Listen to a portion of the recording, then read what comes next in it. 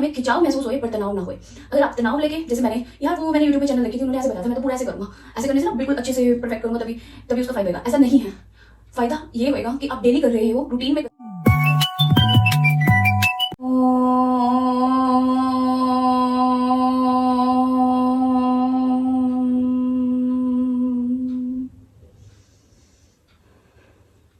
नमस्ते योगेश, मेरे YouTube channel पर आपका स्वागत है। आइए आज हम पश्चिम उत्तान आसन के बारे में जानेंगे।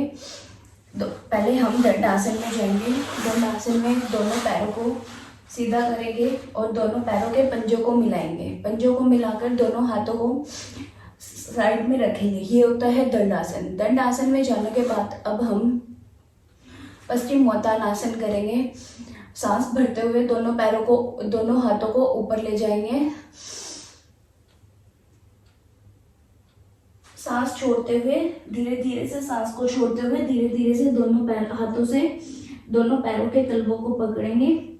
दोनों पैरों को तलवों को पकड़ते हुए दोनों कोहनियों को नीचे धरती पे लगाएंगे। दोनों कोहनियों को नीचे लगा के ठोड़ी से घुटने को टच करेंगे। घुटने को टच करते हुए ये है पश्चिम उत्तान आसन।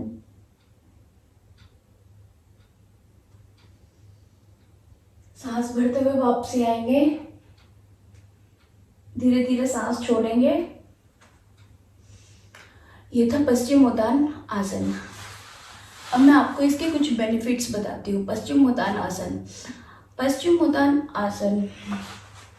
सबसे पहले तो ये हमारा वेट लॉस में बहुत मदद करता है।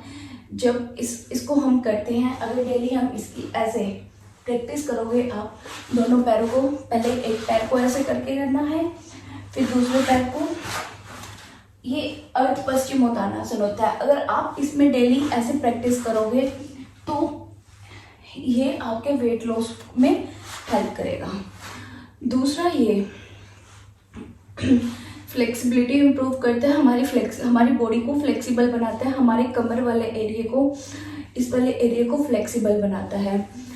और जिस आजकल लेडीज़ में एक बहुत बड़ी प्रॉब्लम हो रही है, PCOS, PCOD, ये सब कुछ प्रॉब्लम्स है, इनको भी ये दूर करता है। अगर हम डेली इस आसन का लगातार 20 सेट्स करें तो ये आसन से हमें PCOD, PCOS वाली प्रॉब्लम्स भी दूर हो जाएंगी।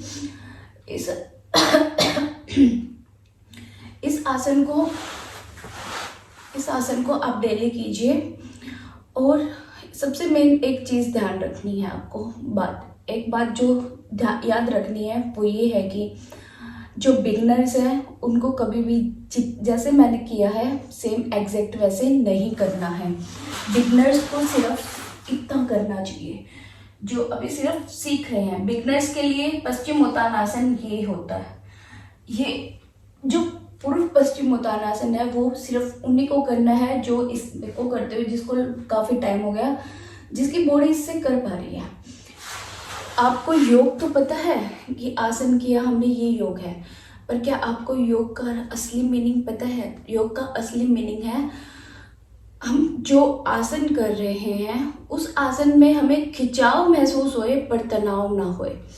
अगर आप तनाव लेके, जैसे मैंने YouTube पे चैनल देखी थी, उन्होंने ऐसे बताया था, मैं तो पूरा ऐसे करूँगा, ऐसे करने से ना बिल्कुल अच्छे से परफेक्ट करूँगा, तभी उसका फ़ायदा होएगा। ऐसा नहीं है। फ़ायदा ये होएगा कि आप डेली कर रहे हो, रूटीन में कर रहे हो, एक ही टाइम से कर रहे हो, तो आपको इसका फ़ायदा होएगा। आप 2 दिन करते हो, 3 दिन बाद एक परफेक्ट आसन कर लिया, 2 दिन किया, 2 दिन नहीं किया, तो उसका कोई फ़ायदा नहीं होएगा। अगर आपको इसका फ़ायदा चाहिए तो आप इसको डेली कीजिए, चाहे जितना होए उतना कीजिए। जरूरी नहीं है आपको ये पूरा आसन करना। इतना हो रहा है तो इतना कीजिए, इतना हो रहा है तो इतना कीजिए, ऐसे कर लो। इससे भी फ़ायदा मिलेगा। इससे हमारी बेली अंदर हो जाएगी, इससे हमारे ये कंट्रोल होंगे।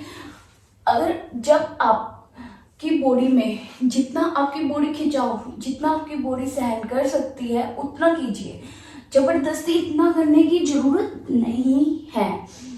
तो आप मेरी बात समझ ही गए होंगे मैं क्या कहना चाहती हूँ आपको। टाइम वेस्ट ना करते हुए इस आसन का ध्यान रखिएगा। इसके अब मैं कुछ लिमिटेशंस बताती हूँ। प्रेग्नेंट लेडीज़ को बिल्कुल ना करें। प्रेगनेंसी में ये आसन नेगेटिव इफेक्ट दे सकते हैं, क्योंकि ये आसन पीरियड्स को लाने के लिए होता है। और जिसको बैक पेन है या फिर बैक में बहुत ज़्यादा प्रॉब्लम है, कोई बैक इशू चल रहा है काफ़ी समय से, तो वो लोग भी इस आसन को ना करें। अगर करें भी तो हल्के हल्के से करें, बट बैक मूवमेंट ज़्यादा ना करें। गाइस, मेरे वीडियो को लाइक, सब्सक्राइब और शेयर ज़रूर कीजिएगा। Thank you guys.